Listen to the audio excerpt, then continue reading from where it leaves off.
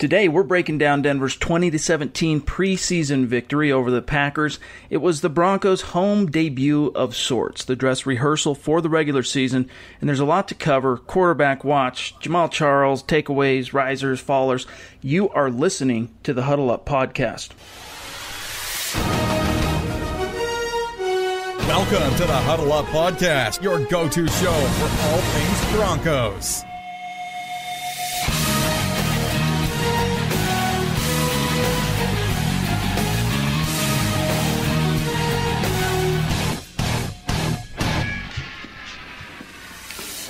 Welcome in, everybody, to the Huddle Up Podcast presented by Mile High Huddle.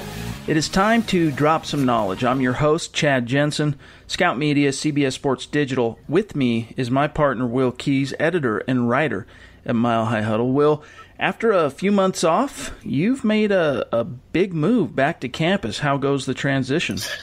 You know, it's a little bit weird after 8 months away coming back to an American university, but even though it's not perfect, it's better than, say, Christian Hackenberg's transition to the NFL. So I think I'll be okay. Yeah, poor Christian. He really has struggled. He was a second-round pick, too, wasn't he, by the Jets? Yeah, he was. He's basically struggled. He had that great freshman season at Penn State, and then Bill O'Brien left for the Houston Texans, hired James Franklin, who brought in the spread offense, and he just has not been the same since. Right. Or maybe it was just Allen Robinson leaving. Who knows? Yeah, quite the weapon. The Jets, their problems continue, and really already poor Todd Bowles. It looks like they've already mailed the season in, and I can't see anything good on the horizon for that once semi-proud franchise. It's a tough sell. Luckily, our friend Eric Decker got out of town to a team that should contend for a playoff spot, we think, but not so for Todd Bowles and the other guys, unfortunately. Well, congrats on your move back to campus. Best of luck with school as you finish up your education. And today's episode, we're proud to announce, is brought to you by MyBookie.net. Now, MyBookie.net is all about the excitement of making accurate sports predictions on your favorite teams without having to risk any funds. It's totally recreational, and there are all kinds of prizes. In today's climate, the fantasy industries have made watching football a lot more interesting, so go to mybookie.net and compete for great prizes totally free. Now, Huddle Up is here to give you a deep dive on your favorite team, the Denver Broncos, and we need your help. We can't grow without you. Every week, we ask you to rate the show on iTunes and on Stitcher if you're an Android user, and there's a big reason for it. Helps us to grow, helps us to reach new listeners, and we love it that you're listening. We love it that you're subscribing. We're not complaining. But if you haven't, take a second and rate the show and leave a comment, whether it's on iTunes or Stitcher, because what we're going to do for the next 2 weeks is we're going to take the best comment that is made, whether it's on iTunes or Stitcher. We'll figure it out. Maybe we'll do one for each platform, and we're going to give away a Mile High Huddle VIP premium membership to the person with the best comment. So get there, make it good, give us a great rating, make it a great comment, and we will announce the winner in a couple of weeks. We appreciate you. Now, follow the show on Twitter at HuddleUpPod and at Mile High Huddle. Also, take a second, make sure you're following Mile High Huddle on Facebook, because from now until January or February, if we're lucky, Broncos football is officially back, and we're going to be dropping knowledge several times a week. You're not going to want to miss a single episode. All right, so it was the dress rehearsal for the regular season, and while it was far from perfect from the first team units, we did learn quite a bit. The Broncos made their home debut against the Green Bay Packers, and of course, the last time the Packers were in town, they got embarrassed by the Broncos in 2015. It was Aaron Rodgers' worst game of his career, held to whatever it was, 77 yards passing, and just brutalized by the Broncos' pass rush. This time around, we barely got to see Aaron. The Broncos emerged victorious, of course, 20-17. And Denver had to overcome a 10-point deficit in the first half. They pulled it off, thanks in large part due to some good running by C.J. Anderson and Jamaal Charles, which we're going to talk more about here in a few minutes. But Kyle Sloter wasn't even supposed to play in this game, but when Paxton Lynch injured his shoulder in the third quarter, the undrafted rookie came in and just really elevated the second and third team offense. I was impressed once again. The Broncos offense, going through the numbers here, finished 1 yard shy of 300 on the night, while the Packers only managed to produce 265 total yards. Denver's 125 rushing yards was good to see, led by D'Angelo Henderson's 34 on the ground. But it was Jamaal Charles who actually led the team in yards per carry. The Broncos tallied 5 sacks on the night. And let's start with the man, Will, who led the team in sacks. In fact, before the game started, I published a very quick piece kind of highlighting 5 Broncos who needed a big game against the Packers. Shelby Harris was one of those guys. He was coming off an excellent game against the Niners, and with all the injuries above him on the defensive line, he really needed another great performance just to prove to the coaches that he can be consistent, and he did just that with aplomb, leading the team not only in tackles, but sacks and tackles for a loss. The common refrain is that, he was going against second and third teamers. Well, players who belong on the active roster should do exactly what he did, and that's dominate against the inferior competition. He was a total game wrecker for the Broncos in the second half, and here's what Coach Vance Joseph had to say about Harris after the game.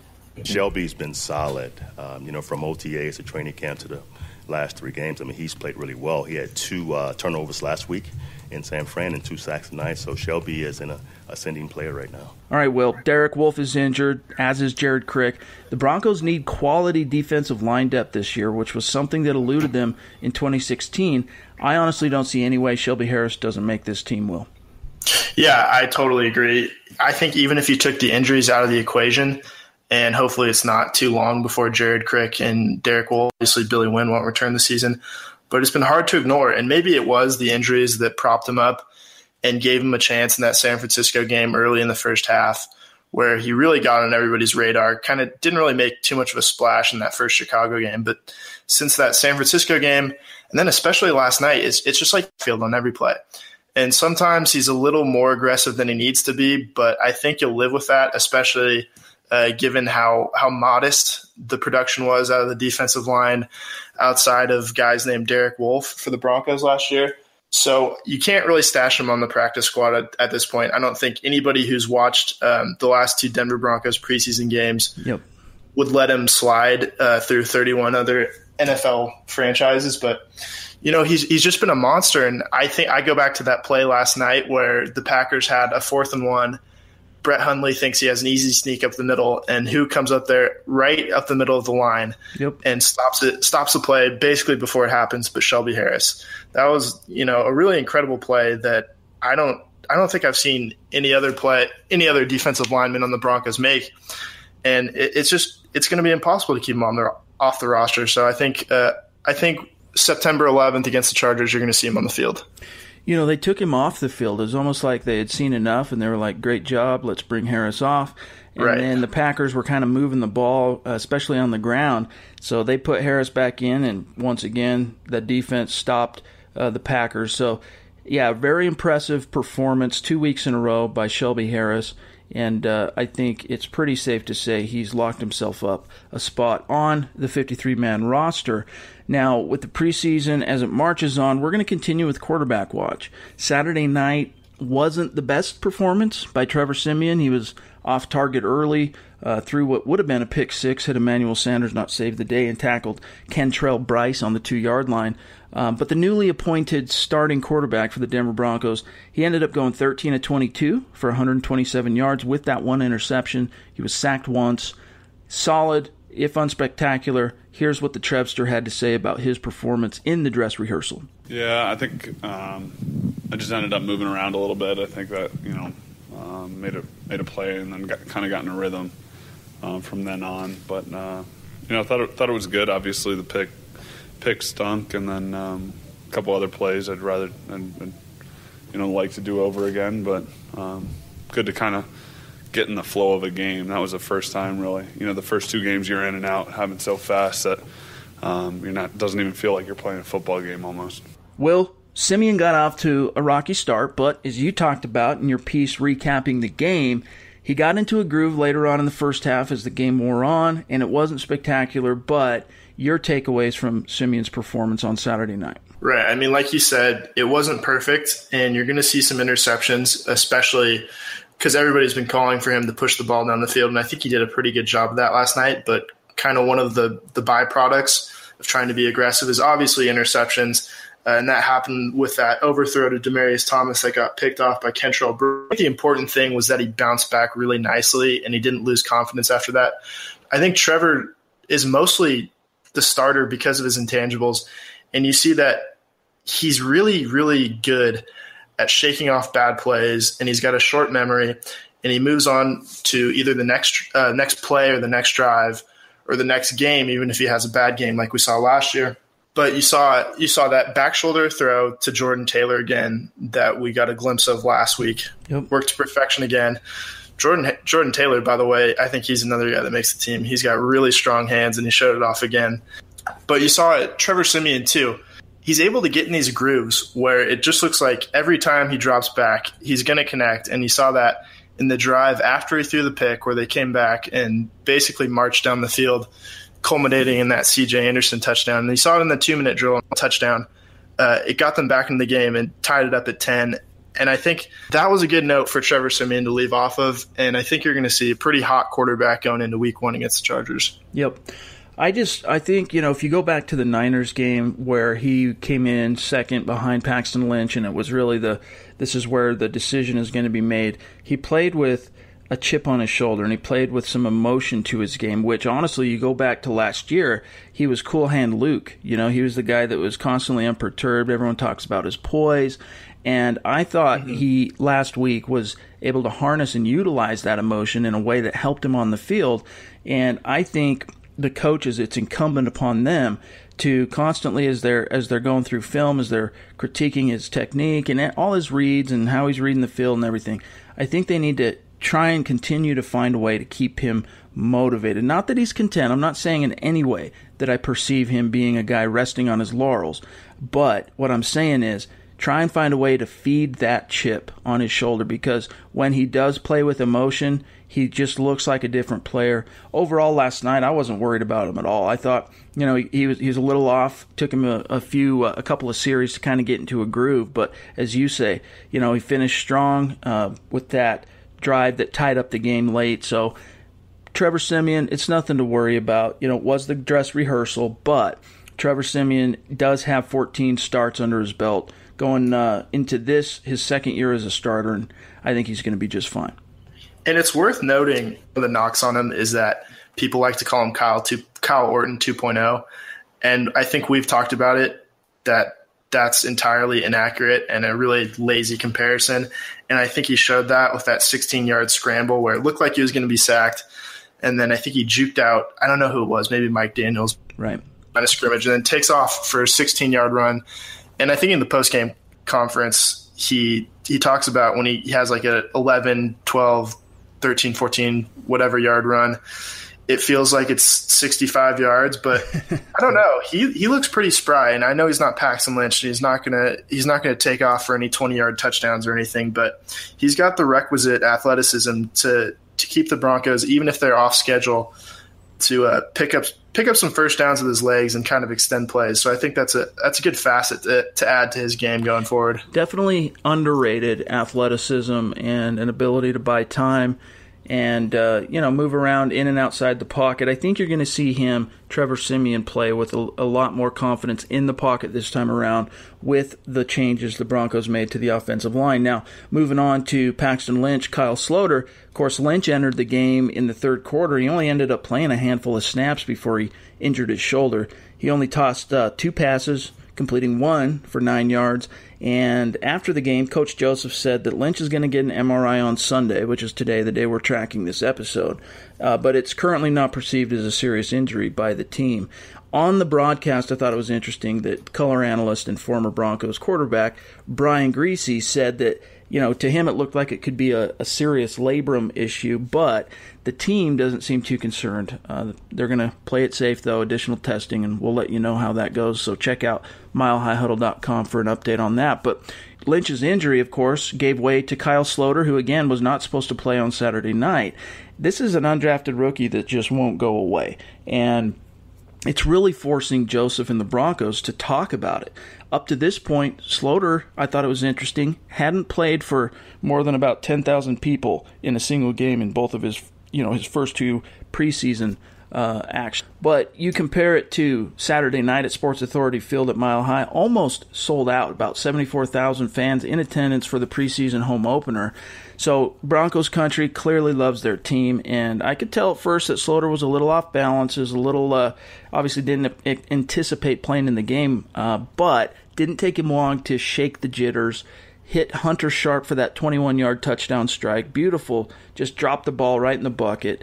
Touchdown. And I know it's inferior competition, but the sad truth is we haven't seen Paxton Lynch make throws of that caliber. And at every turn, Sloter is outplaying Lynch, but unfortunately, as Coach Joseph said after the game, Sloter's position on the team remains as the third quarterback. Here's what he said. No, it's a minor injury, as we know, of now. So moving forward, if it's something different, we can discuss that. But right now, nothing's changed. Trevor's 1 and Paxton's 2. He stands where he's standing. He's our third right now. No, he played well again, and I've been impressed with Kyle. I mean, he's been really solid through camp and through the 3 games we've played. But he stands where he stands. All right, well, and we got a question or two about this in the mailbag, so let's just address it now. Even if Lynch was lost for the season, I don't think the Broncos would keep Sloter on the roster. They'd likely end up looking for a veteran fail-safe to back up Trevor Siemian. I think the Broncos will try to keep Sloter, but they will risk him to the waiver wire a week from this coming Monday. And it's a damn shame because the kid has outplayed the first rounder. There's different angles that go into this situation. The Broncos' investment in the first rounder, the pride aspect of not wanting to publicly have to address how an undrafted rookie is beating out this first-round pick that you gave up a third-round pick to trade up and acquire. So, once again, Sloter finished with the highest QB rating of the team, 118.5, very impressive. Maybe the practice squad will, but let me put it this way. I won't be surprised if another team claims Sloter with how well he's played when the Broncos end up waiving him. Yeah, so Vance Joseph already said that they're going to keep 2 quarterbacks on the roster after the cut down. But I don't know if you saw this too, but I read that it was just a bruised shoulder for Lynch right now. So I don't know, maybe when this podcast comes out, there will be a few more details and we'll have a timetable on if he's even going to play on Thursday against the Cardinals. And if not, then we're going to see a whole lot of Kyle Sloter. But maybe that's not a bad thing because I actually really like him, but I think he's got that killer instinct that we've been wanting to see from Paxton Lynch kind of since that Tampa Bay game. So it's refreshing to see that out of a backup quarterback for the Broncos. But I think where he runs into trouble is he takes a lot of chances, and I think he's sometimes, this is kind of the give and take of Kyle Sloter, but he's willing to push the ball down the field, obviously, and sometimes with huge rewards. But he's had a lot of drop picks, and he throws in the coverage a lot. We saw it at the end of that Packers game last night where I think one of their rookie defensive backs undercut the ball and then dropped it, forcing the Broncos to punt. And then fortunately, Lorenzo Doss came up with the interception to end the game. But we see that he likes to take a lot of chances, and sometimes you get that 21-yard touchdown pass to Hunter Sharp. Sometimes you get that deep ball to Isaiah McKenzie. And then sometimes he just forces it up and throws into places he shouldn't. And I think right now he's kind of getting lucky because he's playing against third and fourth stringers. Yeah. And so I think it would be wise if Paxton Lynch has to miss a few weeks to go with a little contingency plan.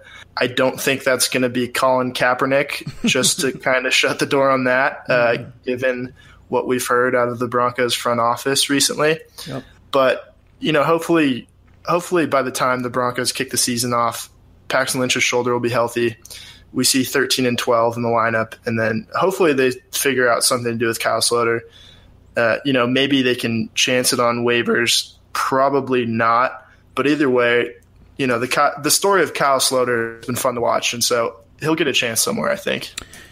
The waiver wire, John Elway, of course, was talking about this during Saturday night's broadcast, but the waiver wire is going to have an unprecedented over 1,100 players on that Monday following the final preseason game. So there's going to be a few quarterbacks in that mix that the Broncos will likely consider whether Paxton Lynch is absolutely healthy or not. I know Joseph said that they're planning on rolling with 2, and I'm sure they'll probably roll stick to that, but they will, if they see someone that they really like or feel like could bolster their situation.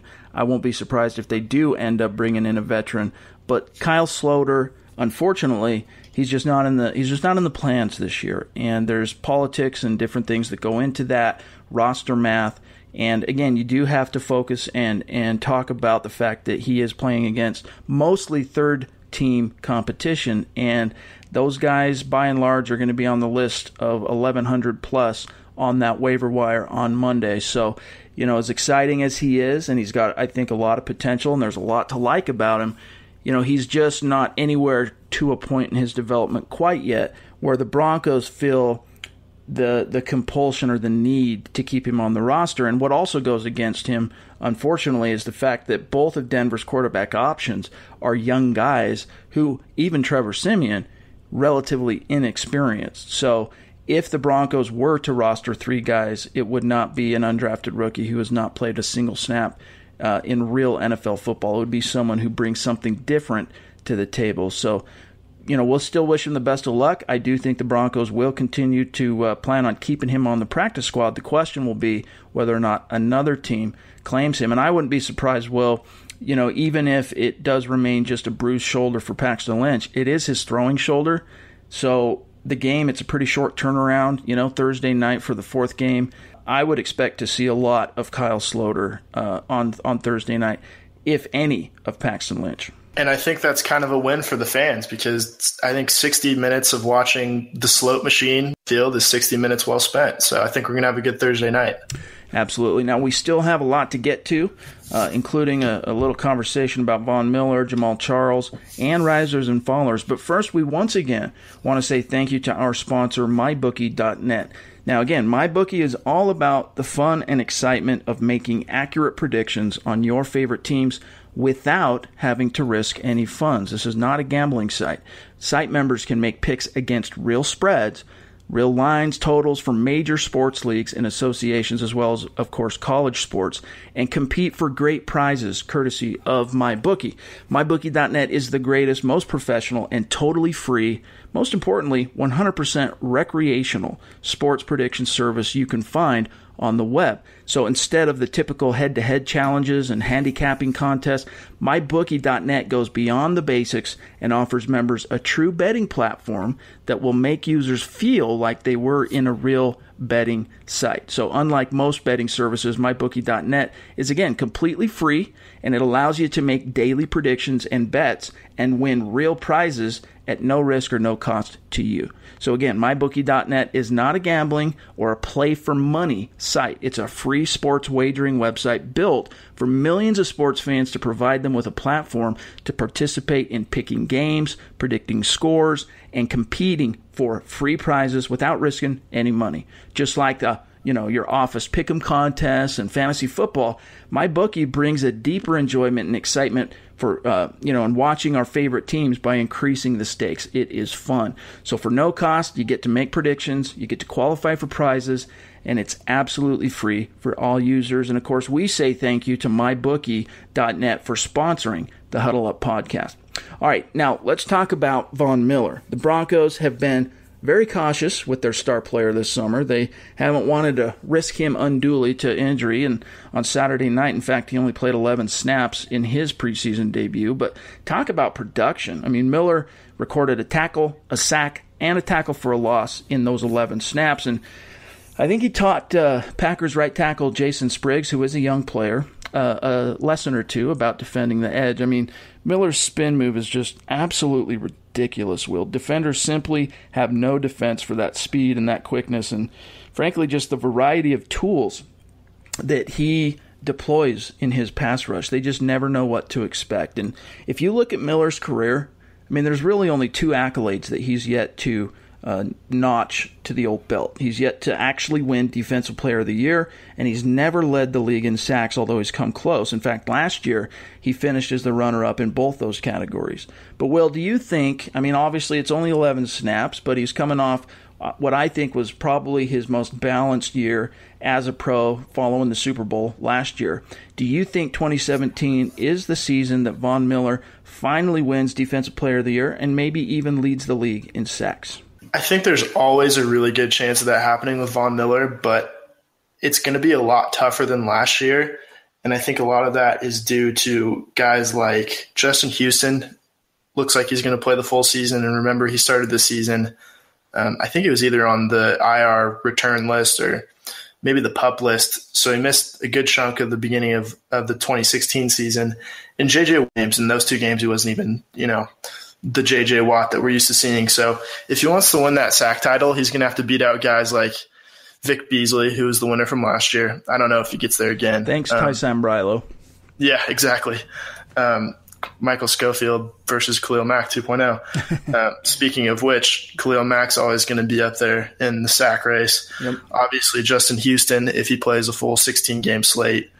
And then obviously you can't count out guys like Jadeveon Clowney or J.J. Watt. I don't know if either of those guys combine to get more sacks than a duo like, I don't know, Justin Houston and Von Miller in the AFC West. But that's a pair that you've got to watch out for. So yep. I think the key for Von Miller personally is Shane Ray is going to have to be healthy and productive on the other side, so they can't keep stacking the line against Von Miller and keeping in a running back and a tight end or whatnot to chip him. But Houston, Bosa, Watt, and then Mack all kind of have modest years, or they don't get quite the sack totals that we're used to. And then Shane Ray's big force like DeMarcus Ware was on the other side, at least when healthy. I think he's definitely got a chance. I don't know if it's going to be 30 sacks like he said, but right to maybe like 2012 where he was approaching 20 sacks, where I think that year he probably should have been Defensive Player of the Year too.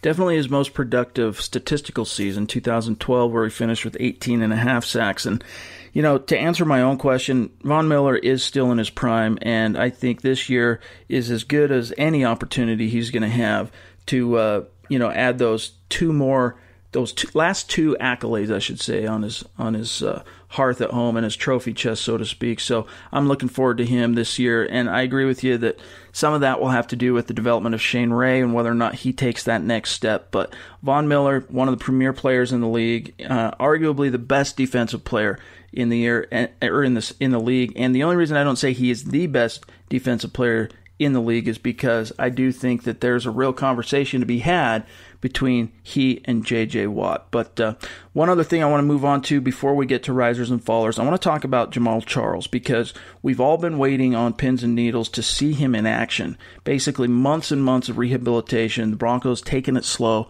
Charles finally made his debut in the orange and blue versus the Packers, and frankly, Will, he was everything I expected him to be. Just listening to him speak this whole offseason, reading between the lines, reading his tonality, I felt confident that he is a man on a mission and that he was going to shine in his opportunity.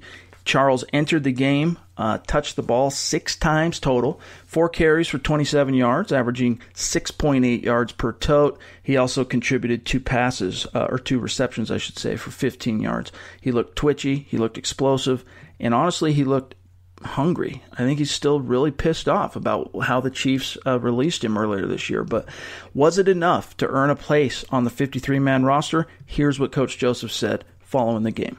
I thought Jamaal was impressive. I mean, he hadn't played football in almost a year and a half, so to take the contact, to find open space the way he did, caught the ball well, his protections were good. So I was impressed with Jamaal.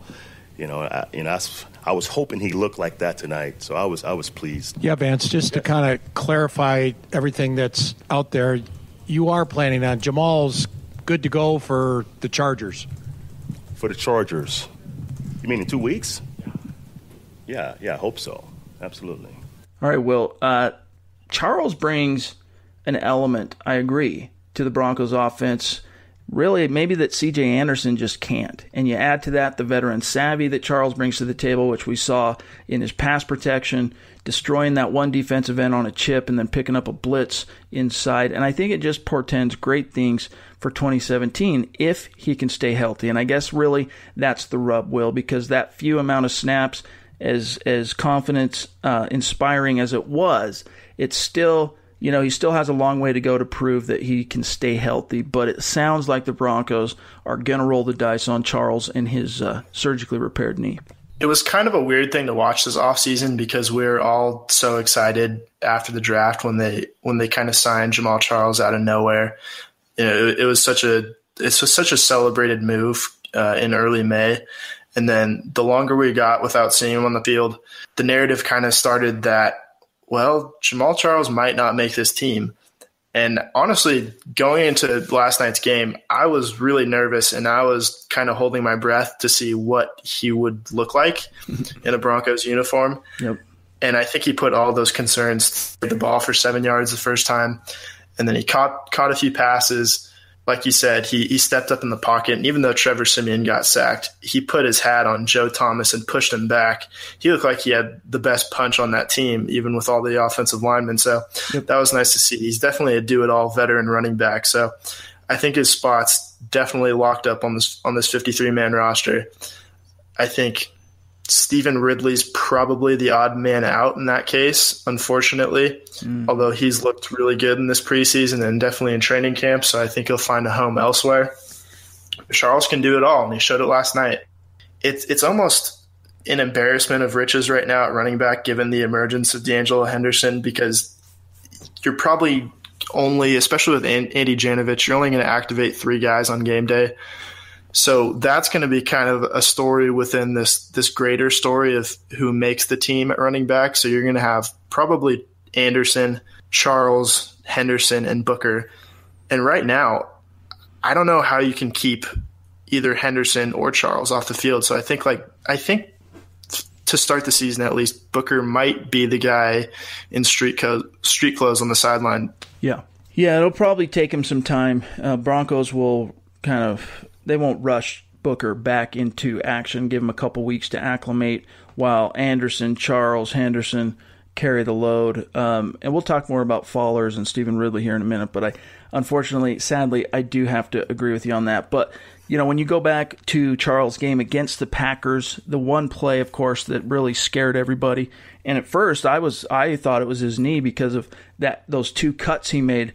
And, of course, I'm talking about the play in which he sustained that shot to the head, in which the Broncos had to take him into the medical tent and diagnosed whether or not he had a concussion. Fortunately, he returned to the field. He was fine. But there was that 5-10 minute gap of time in which we didn't know if they were evaluating his knee or if they were evaluating him for a concussion or something else.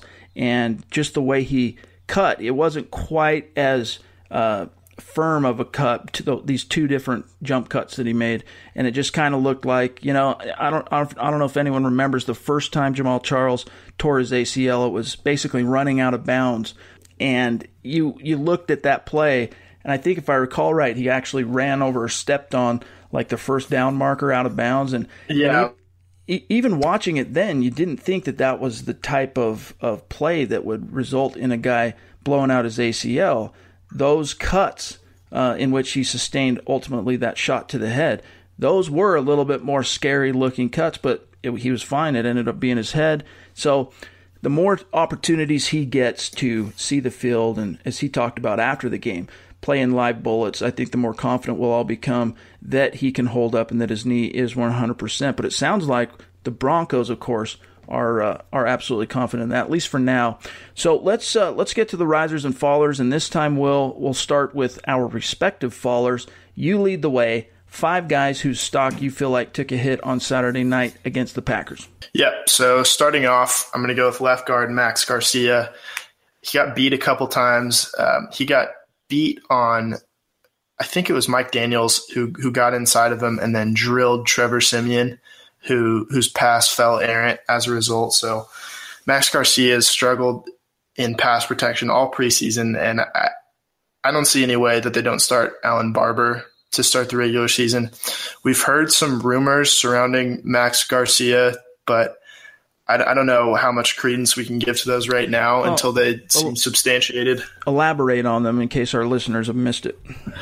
Right. So there were a couple reports, I think, coming from a few sources that the team was looking to move Max Garcia, along with some other reports too about Ahmad Brooks, but we don't know how that's going to shape out. We know Ahmad Brooks is visiting the Packers today, but The Garcia thing seems legitimate. It makes sense if you looked at how he's played versus how Alan Barber's played. And Garcia is always going to be a mauler in the run game, but they can't have that type of liability in pass protection. So I think for that reason, I put Garcia on the fallers list again. Second, this might be a little bit surprising, but I'm going to go with Emmanuel Sanders. And I don't want to sound like someone who has picked a few fights with Emmanuel Sanders before. Right. I think everybody knows who I'm talking about, but it's just been kind of for him. He had that he was cited for, I think it was reckless driving earlier in the week on the way to practice.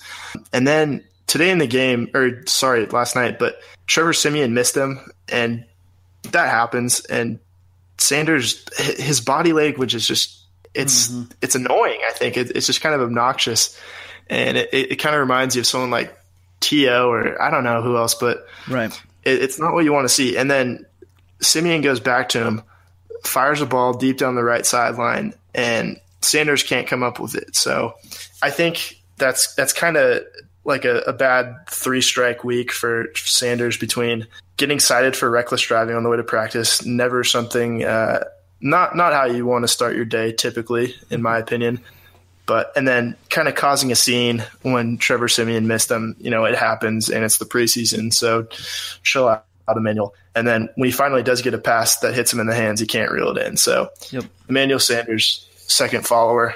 Third, this is also maybe a little surprising given the fanfare that surrounded him last night, but Menelik Watson, he's definitely a riser in the game of life because he proposed to his girlfriend, who is now his fiance, in the middle of the game. Congrats. Right, but he did get beat again at tackle on the same play that Garrett Bowles got beat that led to a Siemian sack. So a little concerning, but I think as long as he's serviceable and they can help put someone like Jamaal Charles or C.J. Anderson or a tight end and give him a little help on the right side, I think he'll be okay, but not what you want to see. And then fourth, I think he's on your list too, but D'Angelo Henderson obviously led the team in rushing, but I think you're seeing a couple cracks, and those were his fumbles. He fumbled out of bounds, and then he lost the fumble. So I think we're seeing that he's not the perfect running back, so we'll hold off on measuring the gold jacket for now. But if he can figure out his ball security issues, he'll have no problem getting carries in the regular season. So he's the fourth faller, but fifth, and I got to keep him on until he proves otherwise, but it's Brock Olivo. So the special teams weren't disastrous last night, but it seemed like every positive play had a yellow flag attached. So I think if we can get a decent return game out of the special teams, Brandon McManus keeps knocking those field goals down the uprights, and then Riley Dixon keeps doing what he's doing, I think they'll be okay, but they got to clean up the penalties, and they got to break down before they hit those kickoff returners to stop those long gains. But Brock Olivo, until he proves that, unfortunately, he's my fifth faller. Hard to argue against that. I mean, the one thing going in his favor is that his special teams units feature many players who aren't going to be in the league. Right. A little more than a week from now. So that's the one, if it's going to give you any cause for hope that everything, that Olivo's at least still on the right track, it's that. But yeah, definitely a situation for concern. You got to wonder what's going on there. Henderson, the big knock on him, of course, fumbling and size. But he's 5'7", he's 208 pounds. I think he has the requisite size, if needed, to be a workhorse in this league. Maybe not a 30-carry-a-game type of guy, but he's a guy, if the Broncos needed him to, I'm confident they could feed him 15, 20 times a game, and he could hold up physically. But you saw, as you say, some flaws in his technique there with how high at times, and you just can't do it when you're running through the hole, carrying the ball so high, in which, and just kind of swinging his arm out a little too wide and easily gets knocked out, fumble twice in the same game. And that's been the knock on him, and one of the reasons why, aside from, the level of competition concerns at Coastal Carolina, that he fell to the 6th round. So hopefully, he got a good talking to on the sideline by Eric Studesville in game, and I'm sure he's going to get razzed and coached up a lot more during the film sessions, but that's definitely something to keep in mind. And for me, my 5 guys, Stephen Ridley. Unfortunately, one of the biggest things going against Stephen Ridley is, as well as he's performed by and large since donning the orange and blue, he has mostly been restricted to playing behind the third-team offensive line, and it just hasn't served him well. And with Jamaal Charles coming on so strongly on Saturday night, I agree with you that it's hard to see a place on this team for Stephen Ridley. Now, maybe if D'Angelo Henderson had failed to be the star up to this point that he has, Stephen Ridley might have a clearer shot to the roster, but I don't see him actually making it this time around unless something changes dramatically between now and the end of Thursday's game. Max Garcia, we're on the same page. My question to the Broncos is, when is enough enough? I mean, you started him for 16 games last year. You've started him for all 3 preseason games, and the story remains the same. He can get it done at times as a run blocker, but as a pass protector, he puts your quarterback at risk. He puts your team at risk. You can't trust him. It's plain and simple. Whether you move him or not doesn't matter to me, but what it really comes down to is he needs to be the second man in, not the starter. And I don't care if it's Alan Barber. I would actually prefer to see Connor McGovern get an opportunity there, but Alan Barber by far has outplayed Max Garcia as a first-team left guard. So my third guy, unfortunately, is Deion Hollins, undrafted rookie outside linebacker from UCLA. He's been a guy under the radar up to this point, hasn't made, the notebook in a positive way, nor really a negative way, which isn't good for him either way. I mean, if you're an undrafted rookie, you got to find a way to shine if you're going to make the roster. But he really hurt his chances last night against the Packers with basically on the same series, and if I recall right, back-to-back, or at least 2 or 3 plays apart, negated Lorenzo Das's interception where he lined up in the neutral zone for offsides. So, unfortunately for him, I don't think that spells anything good.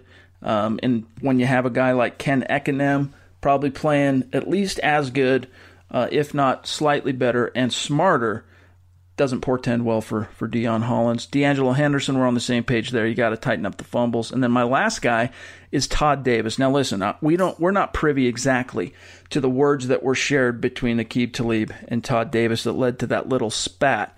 But from everything I've read and just hearing things between the lines, everything, it sounds like Aqib Talib was trying to calm down a situation with Todd Davis, and Davis took his comments maybe the wrong way, and it turned into a very unprofessional spat on the sidelines, really on the field as well, and it kind of dragged on for a little bit too long. So Todd Davis, it's not necessarily a knock on his play on the field, obviously, but not something that the coaches want to see, especially in a preseason game. I mean, it was just dumb, throwing your helmet or slamming your helmet into your teammate who's a first-team All-Pro. Todd Davis, I don't know exactly what Aqib Talib said to you. Obviously, it irritated you, but from the sounds of it, you misinterpreted it and were a little too amped up and a little bit too emotional. So he's the final Bronco for me on the faller list, Todd Davis. Now, risers, I'll run through these very quickly. For me, Jamaal Charles, enough said. He basically solidified himself a place on the roster. Shelby Harris, we've talked a lot about him today. He's number 2.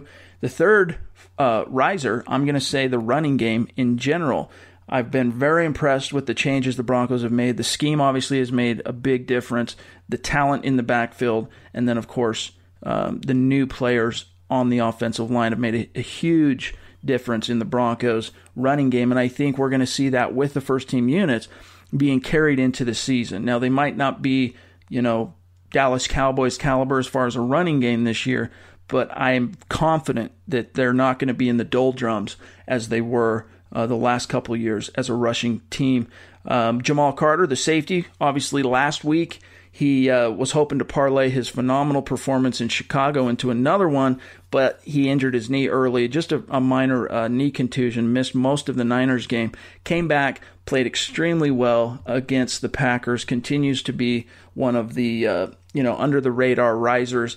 I think he's another guy, even though he's an undrafted rookie, I think he's a guy the Broncos are going to have a hard time not carrying on the roster. And then lastly for me is Brendan Langley, Denver's rookie third-round cornerback, who has not really made much of a positive impact up to this point in the preseason games. They have been giving him a ton of reps. I mean, they're trying to get him as much experience as possible, and it's looking like it's starting to pay off a little bit. There were a few lapses that I noticed in the game, and I've only watched the game one time, so just for the record, I haven't gone back and really studied the film, but upon the first watching of the game, there was a couple of lapses, but I was really impressed by Brendan Langley making an open field tackle, in particular also as a kick returner, 28 yards.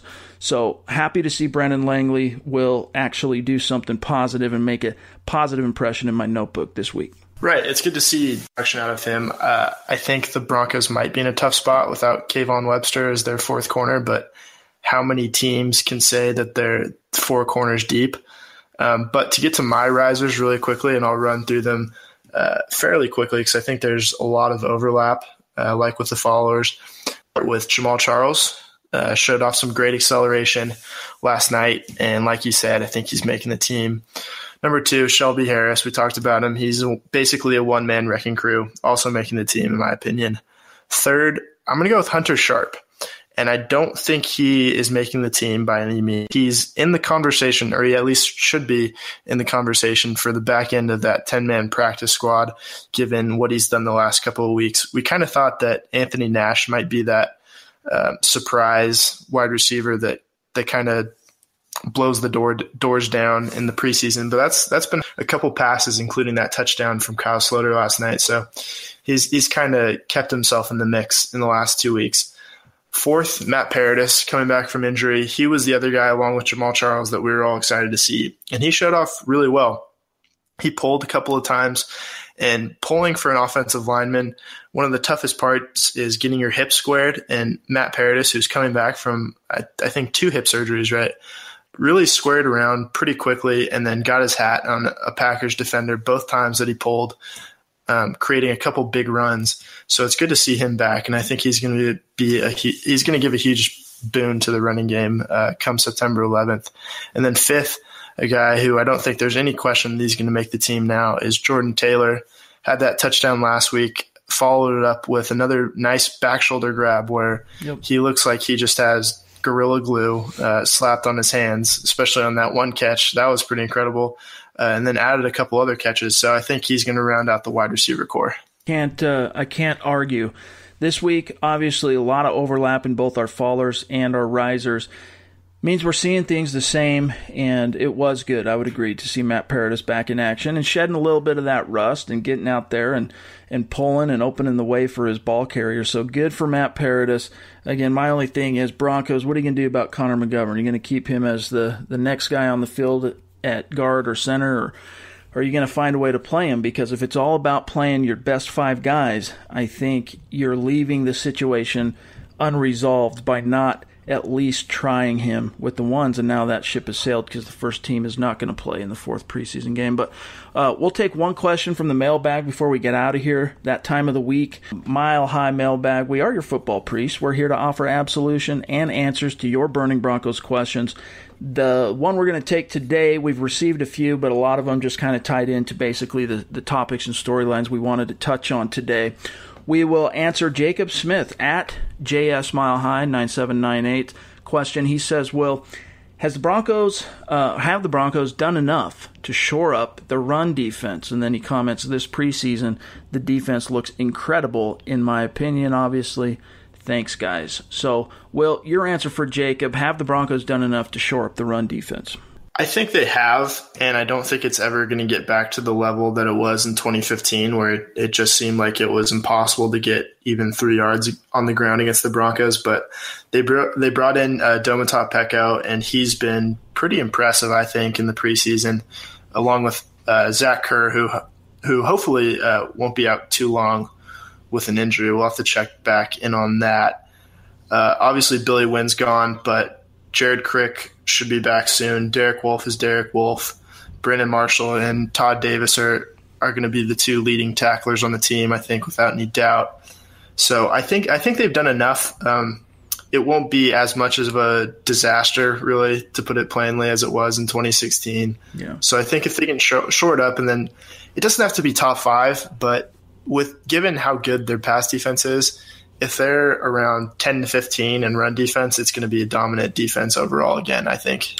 Yeah, and I think you look at Adam Gotsis. For me, it's all about their depth because you can see how quickly things can change in the NFL when the injury bug strikes with Derek Wolfe and Jared Crick both going down. So you got to know whether or not the Broncos have the right pieces depth-wise to overcome any possible losses in a 16-game season. I mean, it's a war of attrition, and I think Adam Gotsis, to me, has answered a lot of questions thus far. I think he's really made some strides in his development heading into his second year.